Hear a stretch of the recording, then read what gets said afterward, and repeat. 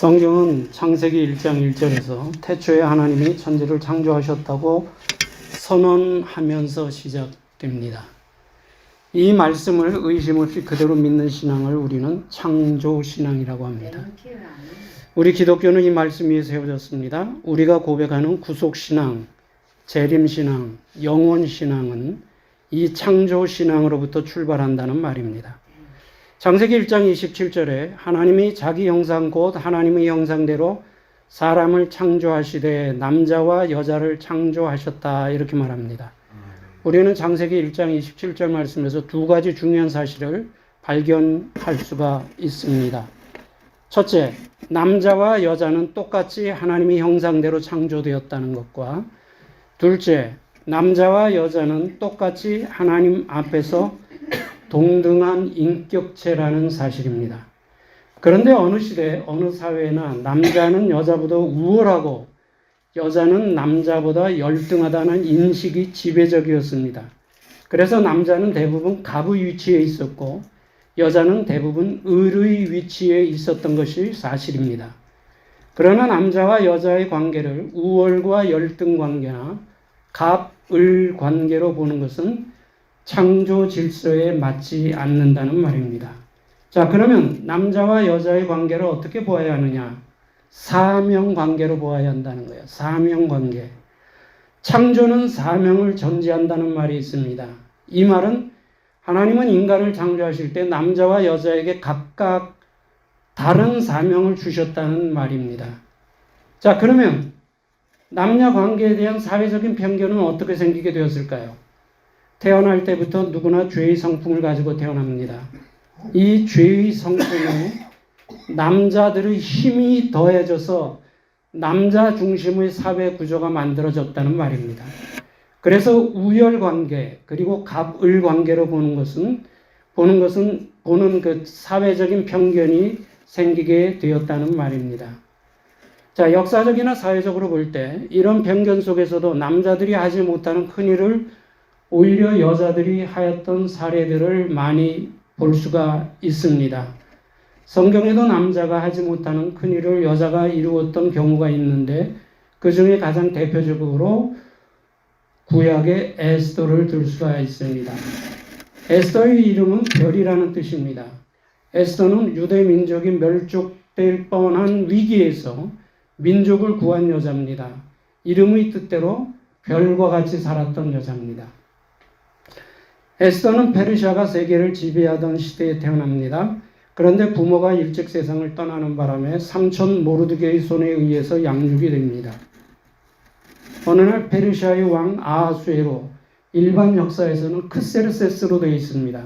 크세르세스라는 영어 이름이 히브리어 발음으로 아하수에로로 됩니다. 자기 지적을 과시하기 위하여 큰 잔치를 열었고 그 자리에 왕 와스디를 불렀으나 와스디가 왕의 부름을 거절합니다. 왕은 신하들에게 물었고 신하들은 와스디가 왕후지만 왕궁의 법을 어겼기 때문에 폐위시키고 다른 사람을 왕으로 세워야 한다고 진언을 하게 됩니다. 그래서 와스디는 폐위되었고 하나님의 섭리 가운데 새 왕으로 간택되었던 여자가 유대인 포로의 후손이었던 에스더였습니다. 에스더가 왕으로 선발된 후 페르시아의 제2인자였던 하만은 모르드게가 자기에게 절하지 않았다는 이유를 빌미로 모르드게뿐만 아니라 모르드게의 민족인 유대인 전체를 멸족시키려는 사악한 계획을 세웁니다. 그런데 유대 민족이 멸족당할 뻔하였던 위기를 막아낸 사람이 바로 에스더라는 여자였다는 겁니다. 에스더가 멸족의 위기를 막아낼 수 있었던 것은 에스더에게는 남다른 지혜가 있었기 때문입니다. 자, 그러면 에스더가 지혜로운 선택을 할 수 있었던 원인이 무엇이었는지 본문을 중심으로 해서 몇 가지를 찾아봅니다. 첫째, 에스더로 하여금 지혜로운 선택을 하게 한 원인은 처한 환경은 달랐지만 하나의 공동체 의식이었다는 거예요. 공동체 의식. 하만이 사악한 계략을 꾸밀 때 에스더는 왕궁에 있었고 그리고 유대인들은 페르시아의 수도 수산성과 각 지역에 흩어져 숨막히는 시간을 보내고 있었습니다. 자, 이런 긴박한 상황에서 모르드게는 에스더에게 이렇게 말을 합니다. 에스더 4장 13절, 너는 왕궁에 있으니 모든 유다인 중에 홀로 면하리라 생각지 말라. 너는 왕궁에 있으니 모든 유다인 중에 홀로 면하리라 생각지 말라. 모르드게의 이 말 속에는 두 가지 중요한 의미가 들어있습니다. 첫째는 왕궁에 있든지 왕궁 밖에 있든지 유대민족은 같은 공동체라는 거예요. 유대민족은 같은 공동체다. 둘째, 너는 왕궁에 있어도 유대인이기 때문에 혼자 살아남을 수 없다는 말입니다. 민족의 위기 상황을 전해들은 에스더가 모르드게에게 한 회답입니다. 에스더 4장 16절, 당신은 가서 수산에 있는 유다인을 다 모으고 나를 위하여 금식하되 밤낮 3일을 먹지도 말고 마시지도 마소서. 에스더의 회답도 왕궁에 있는 자기나 왕궁 밖에 있는 유대인들은 같은 민족 공동체라는 회답이었습니다. 결국 에스더는 유대인들은 하나라는 공동체 의식으로 자기 민족을 멸족의 위기로부터 구해낼 수 있었다는 말입니다. 사람은 누구나 공동체를 떠나서 살 수 없게 되어 있습니다. 우리가 살아가는 과정에서 관계를 갖는 공동체는 가정 공동체가 있고 학교 공동체가 있고 사회 공동체가 있고 국가 공동체가 있고 교회 공동체 등이 있습니다.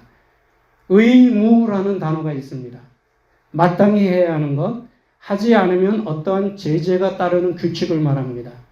그런데 의무에 반대되는 단어가 있습니다. 권리입니다. 일종의 자기 주장이죠. 그런데 권리 주장보다 의무 감당이 앞설 때 공동체는 건강하게 세워질 수 있지만 의무 감당보다 권리 주장이 앞설 때 공동체는 혼란에 빠지게 된다는 말입니다. 성도들은 자신이 소속된 가정공동체, 사회공동체, 교회 공동체를 위해 우리 각자가 감당해야 할 부분이 무엇인가를 생각하며 살아가야 됩니다.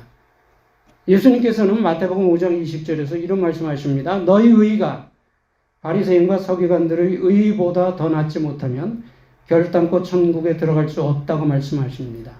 산상보훈은 교리적인 교훈보다 그리스도인의 윤리적인 삶을 다루고 있다는 겁니다.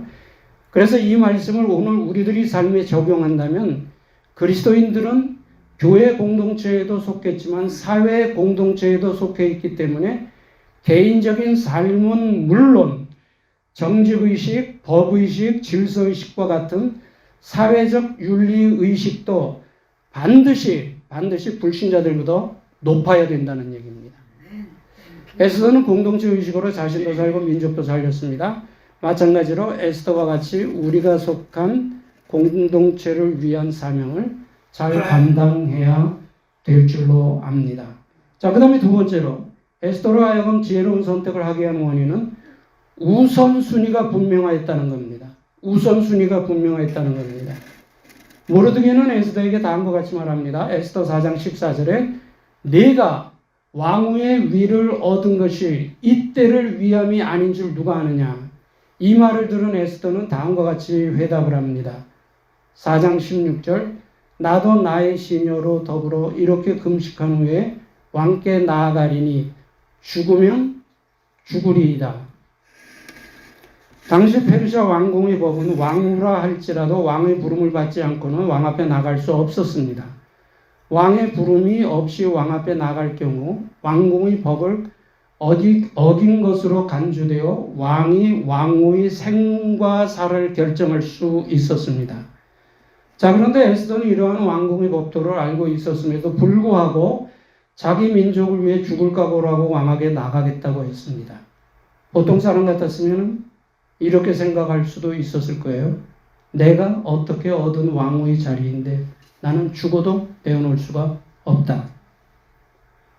하만이 유대인들을 다 죽인다고 해도 설마 왕후인 나까지 죽이겠는가? 이런 생각을 할 수도 있었을 것입니다. 그런데 에스더는 그렇게 생각하지 않았다는 거예요. 이 말의 의미는 어렵게 얻은 왕후의 자리지만 자기 민족을 살리는 일이라면 왕후의 자리에 연연하지 않겠다는 각오입니다.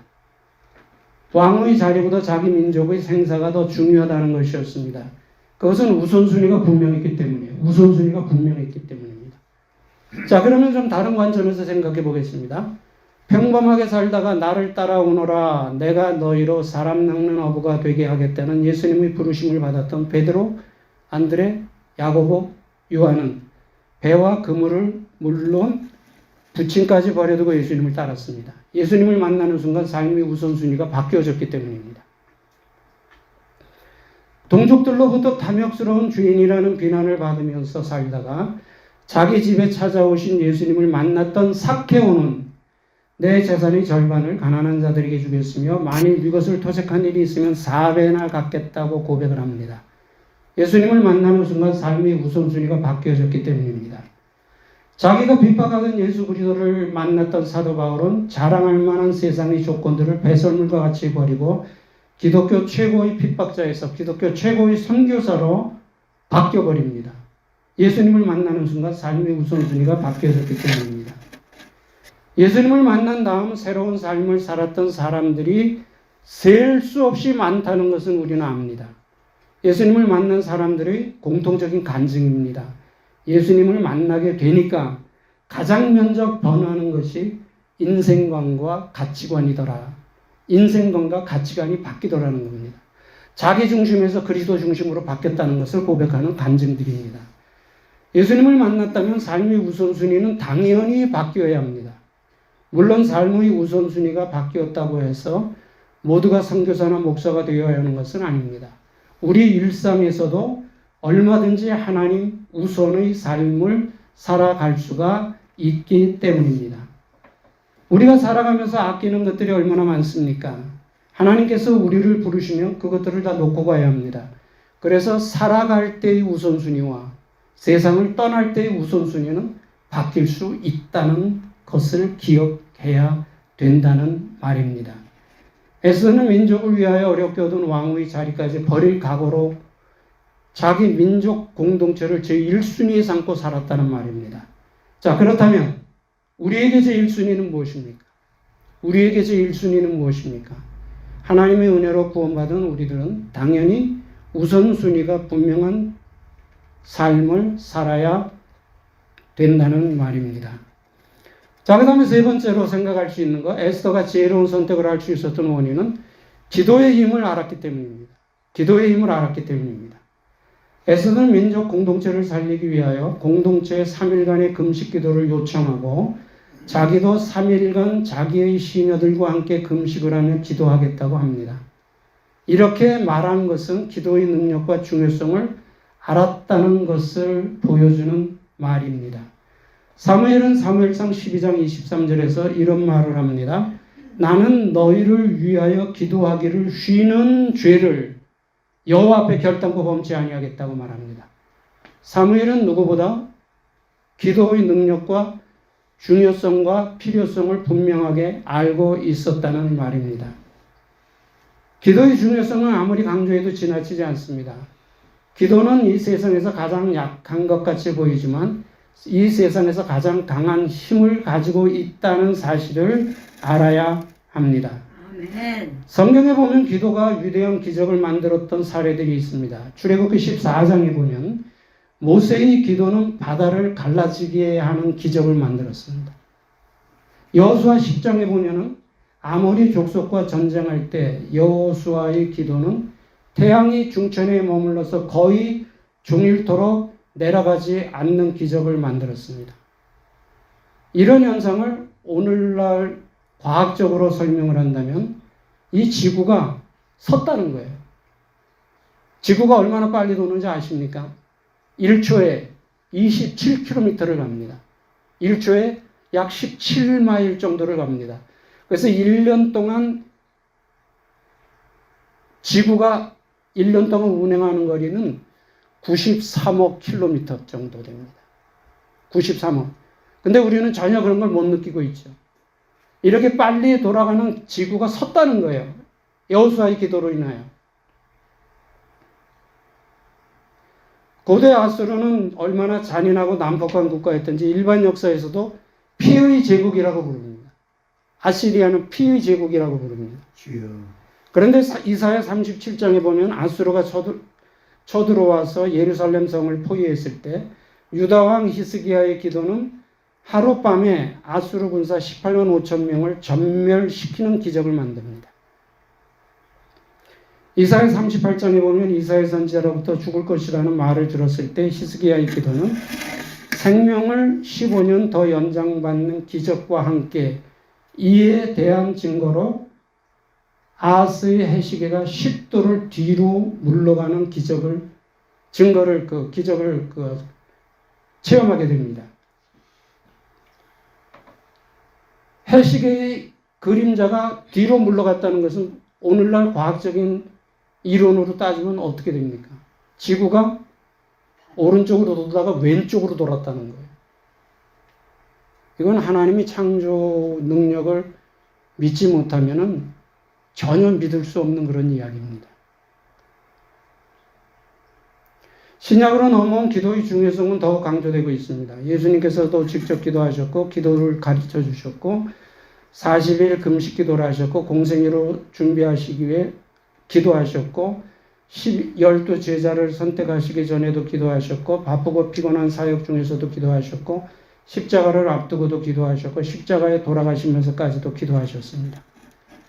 우리가 하나님께 기도드린다는 것은 두 가지 사실을 인정한다는 겁니다. 첫째는 하나님이 전능하심을 인정한다는 것이고 둘째는 우리의 연약함을 인정한다는 겁니다.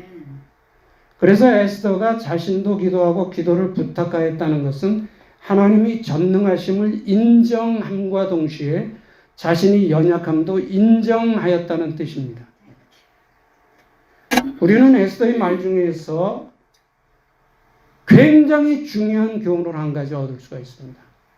3일을 금식하되 자기만 한 것이 아니라 이스라엘 민족 전체가 합심해서 금식하며 기도했습니다. 여러분 이 정도면 얼마나 든든한 기도입니까? 그런데 에스더의 말을 다시 한번 들어봅니다. 나의 시녀들과 더불어 3일을 금식하고 왕에게 나아가리니 죽으면 죽으리이다. 이렇게 말했습니다. 이런 상황에서 에스더는 이렇게 말해야 되는 거 아닙니까? 3일을 금식하고 왕에게 나아갈 텐데 하나님이 우리의 기도를 듣고 분명히 나를 살려주실 줄로 믿습니다. 이렇게 기도해야 되는 거 아닙니까? 그런데 에스더가 그렇게 기도를 안 했다는 거예요. 죽으면 죽으리이다. 그러면 에스더가 이렇게 말한 것은 믿음이 없어서 그랬을까요? 왕궁의 법도가 두려워서 그랬을까요? 그것도 아니면 살려주실 것에 대한 확신이 없어서 그랬을까요? 이것은 우리들에게 굉장히 중요한 기도의 교훈을 가르쳐주는 말입니다. 이렇게 말한 것은 기도는 자기가 할 수 있는 문제이기 때문에 자기가 하지만 죽고 사는 문제는 자기가 할 수 없는 문제이기 때문에 하나님의 주권에 맡기겠다는 뜻이에요. 철저하게 하나님 중심, 하나님 주권 중심의 신앙을 가지고 있었다는 거예요. 그러니까 죽으면 죽으리라는 거예요. 보통 그런데 대부분의 사람들은 이런 상황에서 어떻게 기도합니까? 민족이 나를 위해서 기도해 준다 그러면 하나님이 살려주실 줄로 믿습니다. 이렇게 기도. 이런 기도가 제대로 안 돼 있다는 거예요. 에스더 7장 3절에 보면은 에스더는 아하수에로 왕에게 이렇게 말합니다. 내 소청대로 내 생명을 내게 주시고 내 요구대로 내 민족을 내게 주소서. 나와 내 민족이 팔려서 죽임과 도륙함과 진멸함을 당하게 되었나이다. 결론적으로 하나님은 에스더의 기도를 들으시고 아하수에로 왕의 마음을 움직여서 에스더와 유대 민족을 살려주도록 역사하십니다. 에스더가 죽으면 죽으리라 살려주실 줄로 믿습니다. 이렇게 기도 안 하고 죽으면 죽으리다라고 기도한 것 우리가 잘 기억을 해야 합니다. 자기가 할 수 있는 것은 자기가 하고 자기가 할 수 없는 생명의 문제는 하나님께 맡겠다는 것. 그런데 우리는 어떻게 기도합니까? 우리가 책임지지 못하고 우리의 권한을 넘어서는 것도 우리의 권한인 걸로 착각하고 기도하는 경우들이 너무 많다는 거예요. 조금 이따 그 얘기 한번 사례를 들어서 살펴보도록 하겠습니다. 만약 이때 유대인이 멸족되었다면 예수님은 세상에 오실 수 없었고 그랬다면 우리의 구원도 없었을 겁니다. 그리고 오늘 세계를 움직인다는 유다인과 이스라엘이라는 국가는 없었을 겁니다.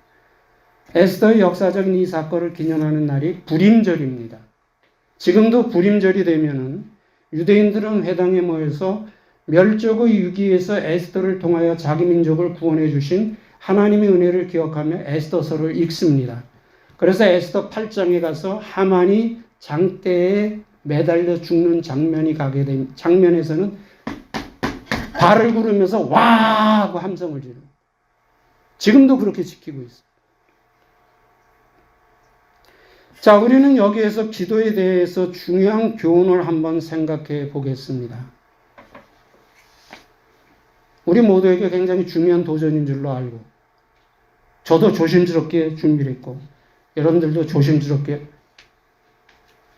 들어주시면 감사하겠습니다. 기도에 대해서 오해하는 교인들이 생각보다 너무나 많습니다. 기도에 대해서 오해하는 교인들이 생각보다 너무나 많습니다. 특히 한국 교인들 중에 비성경적인 잘못된 기도에 익숙해져 있는 교인들이 우리가 생각하는 것보다 많다는 거예요. 어떤 사람들은 기도는 만능이라고 말합니다. 어떤 사람들은 믿음의 기도는 하나님의 보좌를 흔든다고 말합니다.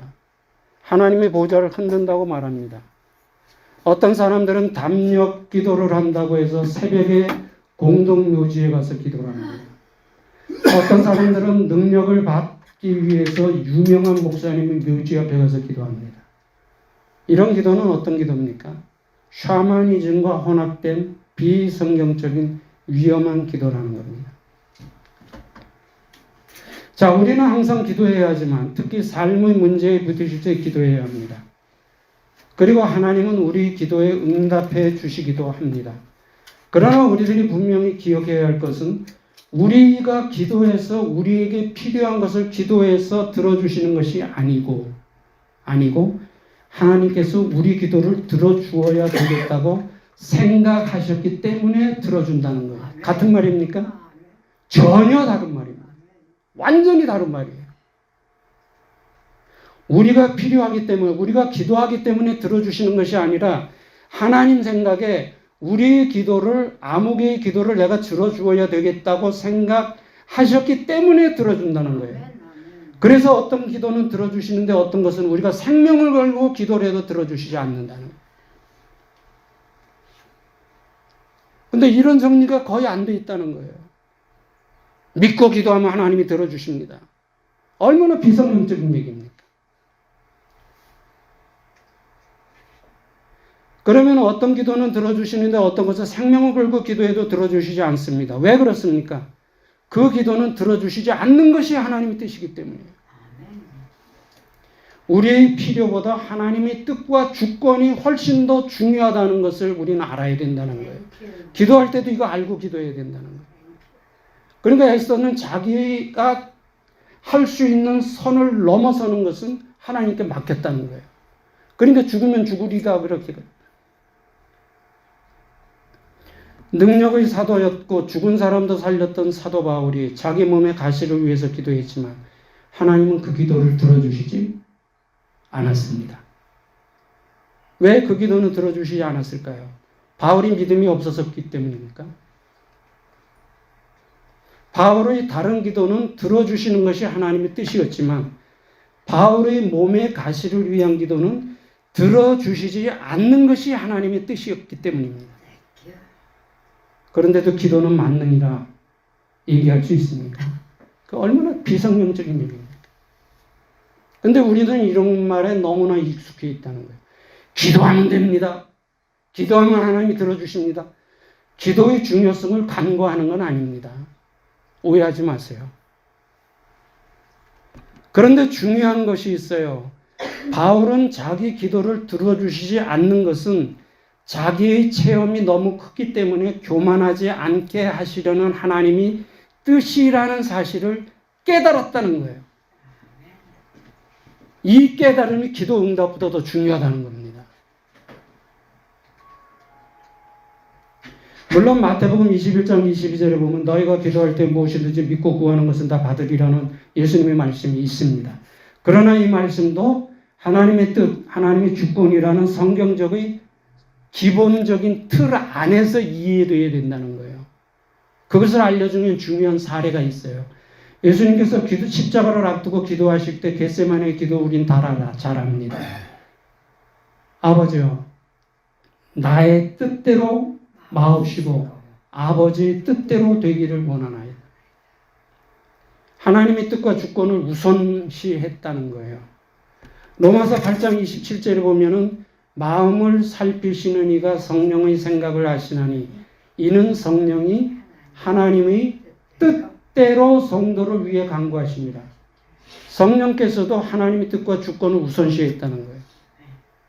이게 성경의 기본적인 틀입니다. 신앙의 기본적인 틀이에요. 이 틀이 잘못되어 있기 때문에 자꾸 이상한 기도를 하고 이상한 소리들을 하는 거예요.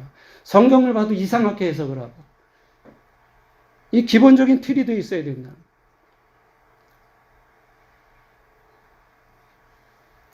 우리는 가끔 이런 말을 합니다. 기도의 그런 본질적인 정의가 뭡니까? 기도의 본질적인 정의. 기도는 내 뜻대로 하나님을 움직이는 것이 아니라, 내 뜻대로 하나님을 움직이는 것이 아니라 하나님의 뜻대로 나를 움직여 나를 향한 하나님의 뜻을 찾는 것이 기도의 본질적인 정의라는 거예요. 우리가 꼭 기억하자는 겁니다. 내 뜻대로 하나님을 움직이는 게 아니에요.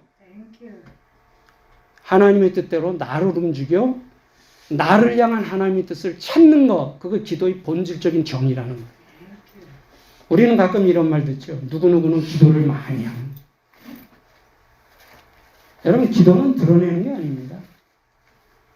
기도를 많이 한다고 말하는 순간 그것이 교만의 모습이 될 수도 있다는 거예요.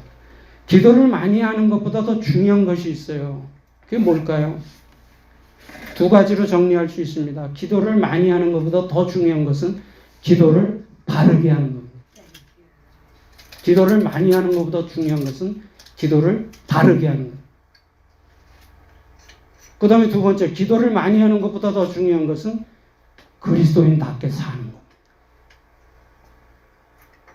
네, 뭐 우리 다 이해할 수 있는 분위기니까 얘기하지만, 기도 많이 한다는 사람 다 만나보진 못했지만 제가 만나본 사람들 중에 보면은 삶이 본이 되는 사람은 거의 만나보지 못했어요.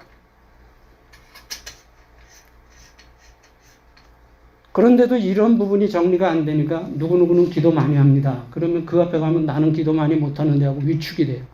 위축될 이유가 전혀 없다는 거예요. 바르게 기도하는 거 중요하고요. 그리스도인답게 사는 것.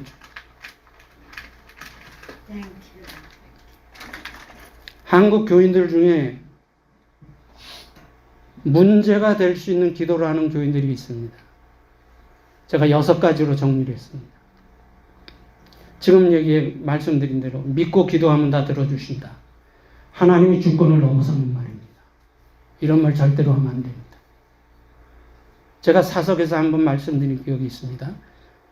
어떤 목사님이 어떤 집사님에게 이렇게 얘기를 합니다. 선교지에 들어와서 공장을 세워 공장을 운영하면 이익이 나오면 그거가 그 선교비 감당하고 얼마나 멋있느냐. 우리가 기도하면 하나님이 들어주신다. 그러니까 이분이 고민하다가 들어주신다는 그 말에 재산을 정리해갖고 선교지에다 공장을 세웠어요. 그 말할 때 다른 선교사님들 다 그 좋은 생각에다 박수 쳤을 때 저 혼자는 이렇게 말했습니다. 그 집사님 들어오시면 1년 안에 망해서 나갑니다. 1년 안에 망합니다. 그랬더니 사방에서 저한테 하는 말이 목사가 믿음도 없이 저런 소리 한다. 우리가 믿고 기도하면 하나님이 다 들어주신다 그랬는데 그럼 되나 안 되나 두고 봅시다. 1년 안에 20만 불인가 30만 불 털어먹고서는 나갔어. 망해서. 여러분, 기도가 요술방망이가 아닙니다. 근데 이렇게 기도하고 기도에 대해서 이렇게 생각하고 있는 사람들이 얼마나 많습니까? 주여.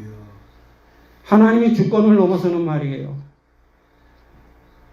그 다음에 두 번째, 예수 믿으면 복받고 건강하고 모든 것이 잘 된다. 이 무책임한 말입니다. 강남에 어떤 부인이 암에 걸렸습니다. 이건 실제로 있었던 얘기만 사례들을 이제 말씀드립니다. 거의 말기에 와 있어요. 어떤 사람이 전도로 와갖고 예수 믿으면 암도 낫습니다. 이렇게 하니까 그 상황에서 못 해볼 게 뭐 있어요. 그 사람 따라서 교회에 강남의 어떤 대형 교회 등록을 하고 열심히 다녔습니다. 그런데 죽었어요. 예수 믿으면 병 낫는다, 암도 고쳐주신다고 말했는데 죽었단 말입니다. 그러니까 교구 목사님이 가셔야 될 거 아니에요. 상가집에. 상가집에 가서 문에서 온갖 세상 욕은 다 듣고 쫓겨났습니다. 들어가지도 못하고. 그러면 그 집에서 예수를 이제 믿겠습니까? 안 믿겠습니까? 여러분, 암 환자를 고쳐주시고 죽을 병에 걸린 사람을 살려주시는 것은 우리의 권한이 아니라 하나님의 권한이에요. 사는 것만 하나님의 권한입니까? 사는 것만 하나님의 복이 아니잖아요. 죽는 것도 하나님의 복일 수 있잖아요.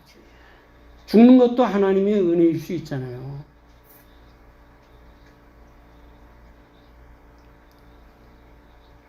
세 번째, 목사님 이번에 우리 아이가 무슨 대학에 꼭 합격해야 돼요. 기도해 주세요. 그럼 하나님이 우리 아이 대학에 합격시켜주기 위해서 딴 아이를 하나 떨어뜨려야 되잖아요. 얼마나 이기적인 기도입니까? 어떤 집사님이 목사님에게 그렇게 얘기했어요. 그랬더니 목사님이 이렇게 대답하셨습니다. 집사님, 그거는 하나님께 기도할 문제가 아니라 아들에게 물어보셔야 돼요. 아들이 그 학교에 들어갈 만큼 공부했으면 들어가는 거고, 그 학교에 들어갈 만큼 공부 못해서 실력이 안 되면 못 들어가는 겁니다. 그건 기도해서 될 문제가 아닙니다. 여러분, 대학 들어가는 게 하나님의 은혜로 갑니까? 실력으로 갑니까? 실력으로 가지요. 대학 들어가는 건 실력으로 가는 겁니다. 그럼 하나님의 은혜는 전혀 관계가 없습니까? 아니죠. 하나님의 은혜는 기본이에요, 기본. 살아있다는 것이 하나님의 은혜지요. 건강을 가지고 공부할 수 있다는 게 하나님의 은혜지요. 대학 갈 목표를 가졌다는 게 하나님의 은혜지요. 이 하나님의 은혜예요. 고기로 말하면 물과 같은 거예요. 그러나 하나님의 은혜 속에서 살아가지만, 그러나 대학 들어가는 것이 실력으로 가는 거예요.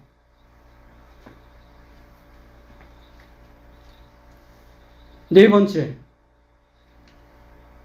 하나님 일주일 또는 한 달을 정해놓고 기도해 보고 응답이 없으면 하나님 뜻이 아닌 줄 알겠습니다.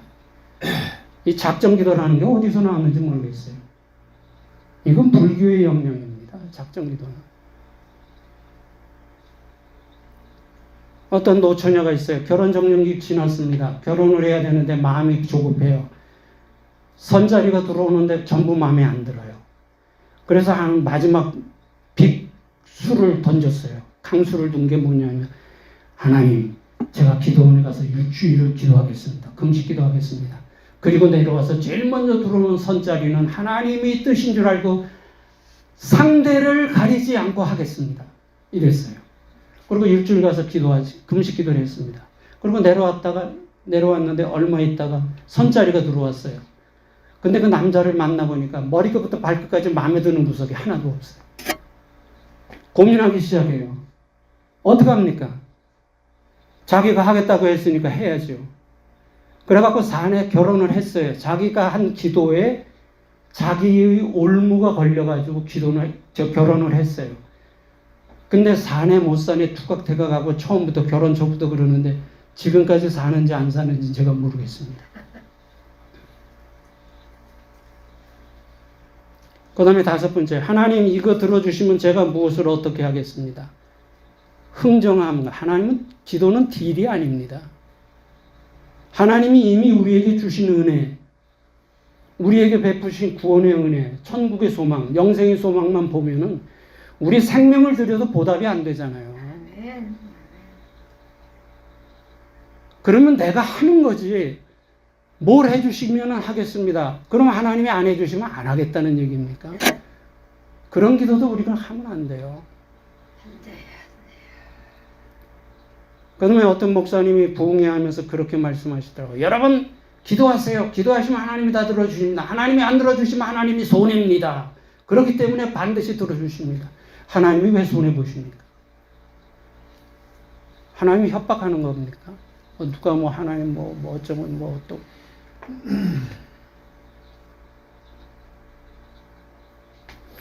이런 기도를 한국 교인들은 상당히 일반적으로 하고 있다는 거예요. 왜 그렇습니까? 성경이 틀 위에 서 있지 않기 때문에 그래요. 에스는 자기가 할 수 있는 기도는 하였지만 자기가 할 수 없는 생명을 죽고 사는 문제는 하나님의 주권에 맡겼습니다. 그런데 우리가 자신 있게 누구를 향해서도 자신 있게 할 수 있는 말이 있습니다. 자신 있게 할 수 있는 말. 예수 믿으면 구원받습니다. 이 말은 자신 있게 할 수 있어요. 누구를 만나도 그 말은 자신 있게 해도 돼요. 그러나 그 이상의 말은, 그 이외의 말은 하나님의 뜻이 어디 있는지 우리 같이 기도해 보십시다. 이게 우리가 할 수 있는 가장 최선의 선입니다. 이거 넘으면 월권이에요. 그러나 예수 믿으면 구원을 받습니다. 이건 하나님의 약속이잖아요. 이거는 자신 있게 누구를 향해서도 할 수가 있어요. 그러나 이 말 빼고는 우리가 책임 못 집니다.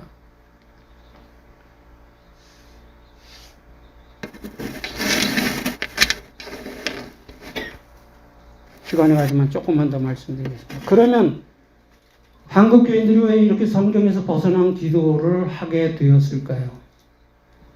우리 개신교를 포함한 모든 외대 종교, 천주교, 유교, 이슬람교, 개신교, 불교, 한국에 들어와서 한국의 전통 종교인 샤머니즘을 개혁한 종교는 하나도 없습니다. 한국의 전통 종교가 샤머니즘이잖아요. 샤머니즘에 다 섞여버렸어요. 혼합된 거예요. 혼합된 것을 모르고 이것이 성경적인 좋은 믿음이라고 착각하고 있다는.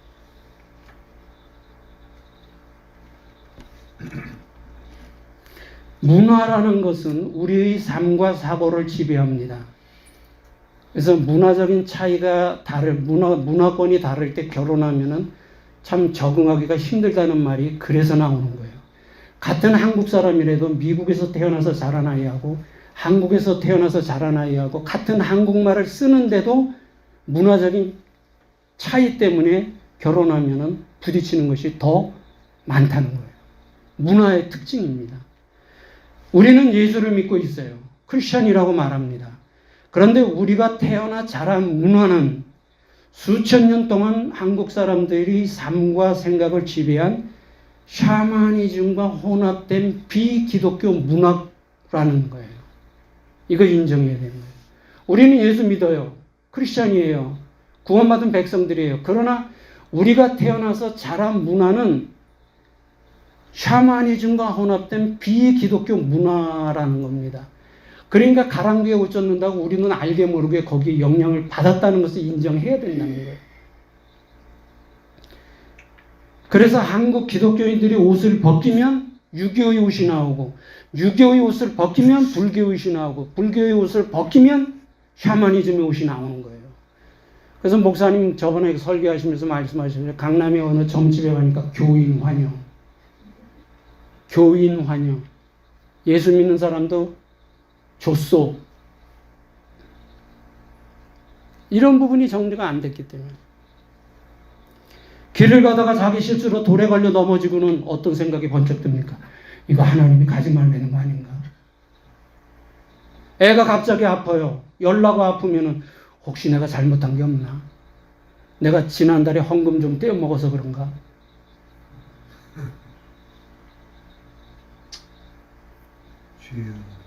우리 개신교의 세계관은 일원론적인 구조입니다. 일원론적이란 구조라는 것은 무슨 말이냐면 한 구조 안에 성과 속이 같이 존재하는 거예요. 성역과 세속이 같이 존재하는 거예요. 그래서 로마서 7장에 보면 사도 바울은 이 한 구조 안에 존재하는 성의 본능과 세속의 본능이 싸웠다 그랬잖아요. 고민했잖아요. 로마서 7장에 보면은. 그게 일원론적인 구조예요. 그런데 천주교하고 샤머니즘의 구조는 이원론적인 구조입니다. 성과 속의 구조가 완전히 분리되는 구조예요. 그런데 이 성은 속을 지배할 수 있는데 속은 성에게 절대 맘먹어서는 안 돼요. 선을 넘어갈 수가 없어요. 그러니까 무당들이요. 처음 보는 사람한테도 반말하는 이유가 그런 개념입니다. 이원론적인 구조예요. 그런데 천주교와 샤머니즘의 이원론적인 구조가 교회 안에 들어와서 뿌리를 받고 있다는 겁니다.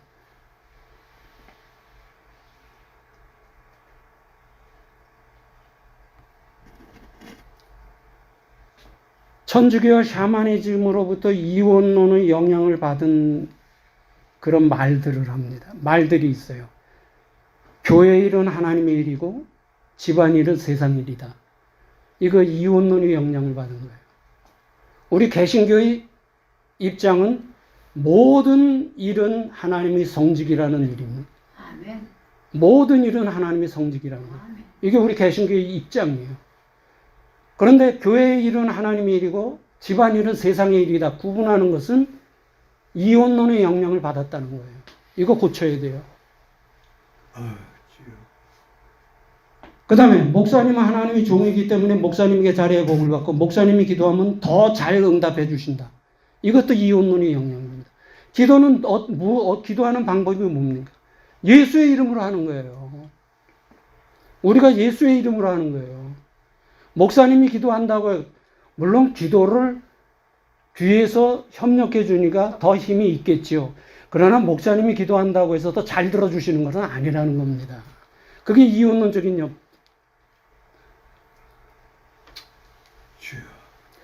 목사님은 하나님이 대리자이기 때문에 순종해야 된다. 목사님은 성경의 전문가이지 그 외의 것의 전문가는 아닙니다. 교회 안에 보면 다른 것의 전문가는 교회 안에 교인들 중에 더 전문가가 많아요. 큰 교회 목사님의 사명은 작은 교회 목사님 사명보다 크다는 생각. 여러분, 사명은 크고 작고를 가지고 따지는 게 아닙니다. 그러면 사명을 말할 때 사명을 결정짓는 그 팩트가 뭡니까? 최선이에요, 최선. 10,000명을 맡겨주셨던 10명을 맡겨주셨던 하나님이 주신 것으로 알고 감사하면서 그 영혼들을 위해서 최선을 다하는 것이 우리가 사명을 보는 팩트인데 대부분의 교인들은 어떻게 생각합니까? 큰 교회 목사님은 사명이 더 크고 작은 교회 목사님은 사명이 작다고. 이런 잘못된 생각들을 가지고 있다는 거예요.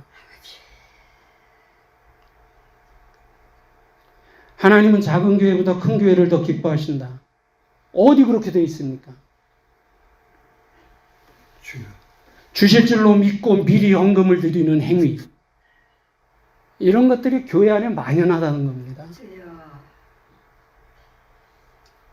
이혼론의 영향을 받은 거예요. 비성경적인 문화입니다. 비신학적이고요. 비신앙적이고. 안타깝지만 이해하고 들어주십시오. 안타깝지만 목사님들을 포함해서 기독교인들 중에 적어도 80% 이상은 이런 이혼론의 영향을 받은 것조차도 모르고 있다는 거예요. 그게 신앙인 줄 알고, 그게 믿음인 줄 알고, 그래야 되는 줄 알고. 이러고 신앙생활을 해가고 있다는 거예요. 우리의 삶과 신앙에 깊이 뿌리를 내리고 있는 샤머니즘과 이혼론의 영향을 씻어내야 우리는 바른 신앙을 찾게 되고 바른 신앙을 찾게 돼야 하나님을 바로 볼 수 있다는 거예요. 눈이 뿌여 있어갖고 사물을 바로 볼 수 없고 눈에 뿌연 것을 걷어내야 사물을 바로 볼 수 있는 것하고 똑같다는 거예요. 아멘. 훈련되지 않은 베드로의 성격이 믿음입니까? 아닙니까? 믿음이 아닙니다. 훈련되지 않은 베드로의 성격은 믿음이 아니에요. 마찬가지로 자기 성격을 믿음이라고 착각하면 안 됩니다. 성격과 믿음은 다른 겁니다.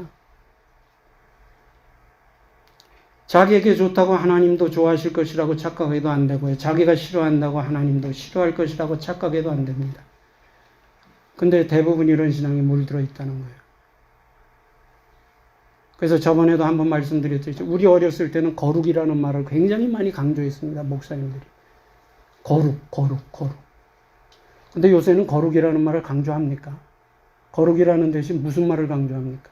행복. 인간중심으로 변질돼 간다는 거예요.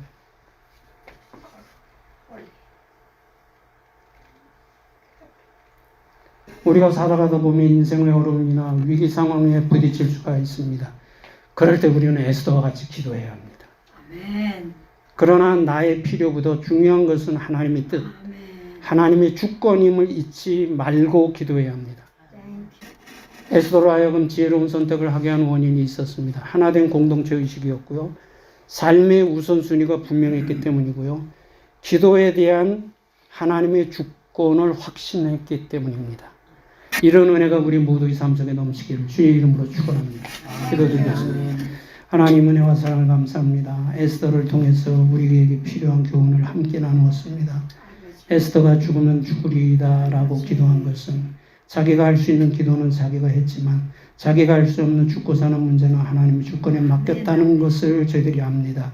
우리도 이제부터는 그러한 삶을 살고 그러한 기도를 하고 성경의 뿌리를 내리고 하나님의 주권에 근거한 믿음의 삶을 살아갈 수 있도록 인도해 주옵소서.